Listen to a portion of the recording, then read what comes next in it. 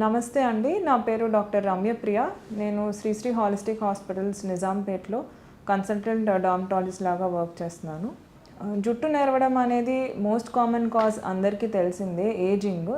First most important cause ఎందుకు hair grey అవుతుంది అంటే, మన హెయిర్‌లో మెలనోసైట్స్ అని కొన్ని సెల్స్ ఉంటాయి. ఆ సెల్సే మన హెయిర్‌కి బ్లాక్ కలర్ అనేది ఇస్తాయి అన్నమాట.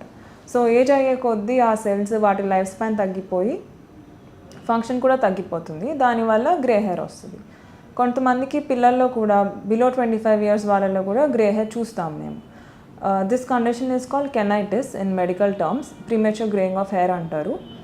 ఇది ఎందుకు వస్తుంది అంటే, ఫ్యామిలీలో ఎవరికన్నా ఇట్లా ఎర్లీ గ్రేయింగ్ ఆఫ్ హెయిర్ ఉంటే పిల్లలకు కూడా రావచ్చు.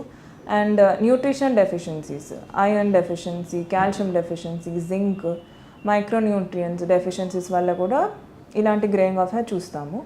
సో చిన్నపిల్లల్లో గ్రేయింగ్ ఆఫ్ హెయిర్ అయితే న్యూట్రిషన్ డెఫిషియన్సీస్ కరెక్ట్ చేసుకోవడం వల్ల ఇది గ్రేయింగ్ ఆఫ్ హెయిర్ కూడా స్లోగా కరెక్ట్ అవుతుంది.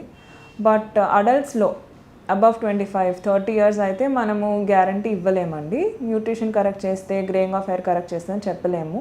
సో అలాంటి వాళ్ళు హెయిర్ డైస్ యూస్ చేయాలి.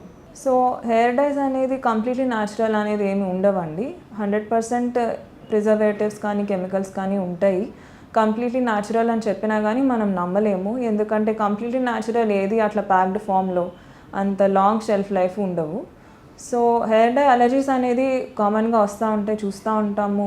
హెయిర్ డై అప్లై చేసుకున్నప్పుడు కొంతమందికి స్కాల్ప్ మీద ఇరిటేషన్, ఫేస్ మీద నల్ల మచ్చలు, అండ్ ఆ మచ్చలు పోవడానికి కూడా చాలా టైం పడతాయి. సో అందుకని మీరు ఏదైనా బయట కొనుక్కున్న హెయిర్ డై కానీ, డర్మటాలజిస్ట్ ప్రిస్క్రైబ్ చేసిన హెయిర్ డై అయినా కానీ మీరు ఫస్ట్ ప్యాచ్ టెస్ట్ చేసుకోవాలి. అంటే behind the ear or on your arm you have to apply a small patch, wait for 2 days. ఆ 2 daysకి కూడా మీకు ఎలాంటి అలర్జిక్ రియాక్షన్స్ లేకపోతే అప్పుడు మీరు స్కాల్ప్ మీద అప్లై చేసుకోవాలి. అండ్ వీటిలో పీపీడీ అండ్ అమోనియా అనేవి కామన్గా ఉంటాయి. ఆ పీపీడీ వల్లే హెయిర్కి ఆ కలర్ వస్తుంది అనమాట. కాకపోతే ఆ పీపీడీ వల్లే అలర్జీస్ కూడా వస్తాయి. సో పీపీడీ లేని hair dyes or PPD content తక్కువ ఉన్న హెయిర్ డైస్ యూస్ చేస్తే సేఫ్. న్యాచురల్ హెయిర్ డైస్ అంటే హెన్నా ఉంటుంది, అది తప్ప ఇంకా వేరే న్యాచురల్ హెయిర్ డైస్ అయితే ఏమీ ఉండవు.